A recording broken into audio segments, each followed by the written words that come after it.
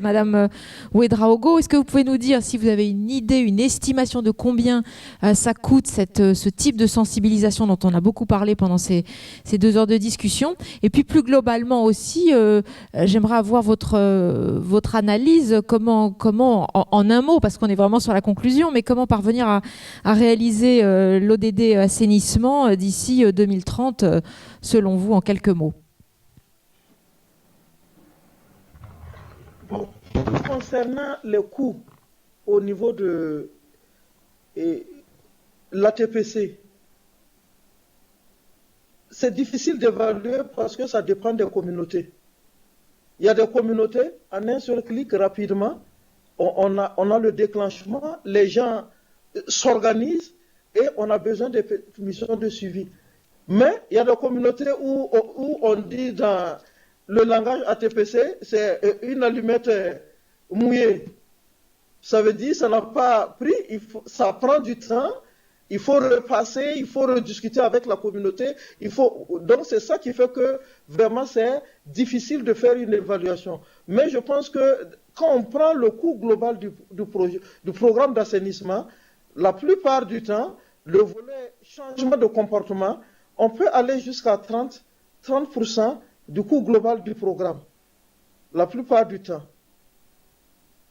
Merci. Mais ce qui n'était pas fait dans le cas avant, les gens le prenaient 6%, combien de pourcents? Ça fait que la sensibilisation avait un goût d'inachevé. On vient, on fait quelque chose, c'est comme si on faisait la promotion des latrines.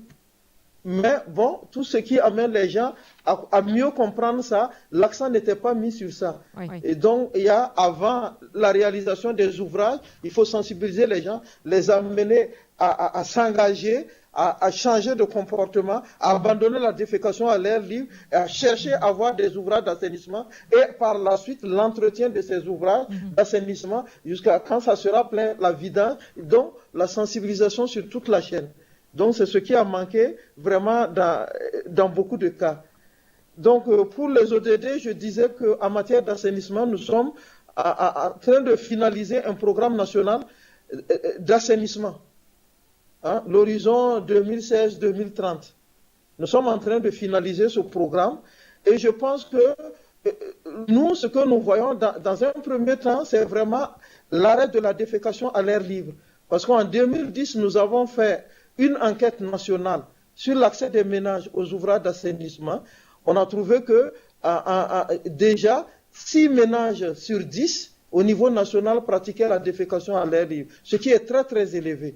Et en milieu rural, ce chiffre allait jusqu'à 8 ménages sur 10. Donc c'est assez très élevé. Donc le premier jour, c'est de mettre fin à la défécation à l'air libre et accompagner les populations pour atteindre vraiment l'accès universel à l'assainissement. Et ça doit coûter vraiment, comme on le dit, beaucoup d'argent. Je sais que dans la finalisation de notre programme, jusqu'en 2015, pour le milieu urbain et milieu rural, c'est un programme qui va aller autour de 3 000 milliards, qui va coûter. Très bien, merci beaucoup. Merci Madame Ouedraogo. Nous passons la parole rapidement aux intervenants, vraiment très très rapidement parce qu'on arrive au terme de ces 2 heures de débat. Peut-être d'abord Frédéric Nollet, rapidement. Donc pour répondre à la question, pardon. Oui, sur comment parvenir à réaliser l'ODD assainissement d'ici 2030, mais vraiment en quelques mots. Hein. Ouais, ça fera peut-être l'objet d'un autre débat. Exactement. Non, je pense déjà qu'il faut saluer les progrès accomplis. Enfin, on l'a dit, mais il faut être optimiste et voir d'où on vient. L'assainissement aujourd'hui occupe une place qu'elle n'occupait pas il y a quelques années. Elle est clairement dans l'agenda de développement international. Elle va être, on l'espère en tout cas, on milite tous pour qu'elle soit aussi dans cet agenda de changement climatique. Et je pense que c'est important de le dire parce qu'on est en plein dedans. Et je voudrais faire un petit clin d'œil à la coalition eau et au PFE qui ont milité pour que, et qui continuent à militer pour que le couple eau, assainissement et changement climatique soit considéré, de manière à ce qu'on puisse continuer à mettre pression sur les décideurs dans les arènes internationales, les décideurs au niveau des politiques nationales, pour que l'assainissement continue à être considéré avec l'attention qu'il mérite. Ensuite, au niveau plus opérationnel, peut-être, juste en quelques minutes, je pense que, je l'ai déjà abordé, mais il faut qu'au niveau des stratégies, on n'oublie pas que l'assainissement, c'est une filière et que ce n'est pas uniquement les latrines. Et comme monsieur le rappelait, c'est aussi le traitement, l'évacuation, qu'il faut penser planification. Et ça me permet de rebondir sur l'enjeu de l'urbanisation qui a été évoqué. C'est-à-dire qu'il va falloir aussi intégrer ces réflexions-là dans la manière dont on appréhende l'assainissement. Il faut que les municipalités reprennent la main sur le développement de leur ville, parce que sinon on n'arrivera pas à faire d'assainissement, on va continuer à courir après l'étalement des villes. Donc ça, c'est un véritable enjeu. Au niveau technique, on l'a dit, je crois qu'il faut être pragmatique, il faut considérer aussi bien l'assainissement conventionnels, les fameux réseaux, et les assainissements plus autonomes, voire groupés, voire décentralisés. Enfin, il y a plein d'innovations qui ont émergé ces dernières années, donc il faut toutes les considérer. Merci beaucoup, Monsieur Nollet. Je voudrais vraiment que tout le monde puisse avoir sa conclusion, s'il vous plaît, c'est important. Et sinon, je ne voudrais pas que le public s'en aille avant. Cassile de Brénière, si. Moi, je vais être rapide, du coup. Je vais essayer de juste dire deux choses sur le lien assainissement-nutrition qui était l'objet de la conférence. Je pense qu'effectivement, il faut penser intégrer le lien et planifier intégrer, que par contre, il faut probablement agir parfois de façon différenciée, en tout cas quand on est sur les grands secteurs, parce que on doit s'adapter au cadre et à ce qui existe, mais qu'on peut aussi agir intégré quand on est dans des petites zones rurales ou sur des plus petits projets. Jean Lapègue, de ACF. Je vais également conclure sur le lien eau, assainissement et nutrition. Premièrement, je pense qu'aujourd'hui, on est à l'ère de l'opérationnalisation. On sait faire, on sait qu'il y a un impact qui est prouvé de plus en plus. Il faut maintenant des États qui, comme le Burkina Faso, prennent un engagement politique sur les stratégies d'accès à l'eau et à l'assainissement dans les zones où il y a une forte prévalence nutritionnelle. Deuxièmement, il faut qu'on ait plus d'argent, et là c'est un petit clin d'œil aussi à l'AFD, mais il faut qu'on ait plus d'argent à la fois pour le secteur eau, assainissement, hygiène. C'est un secteur qui est sous-financé, 6,5% de l'enveloppe globale, et également dans les financements qui sont labellés nutritionnels.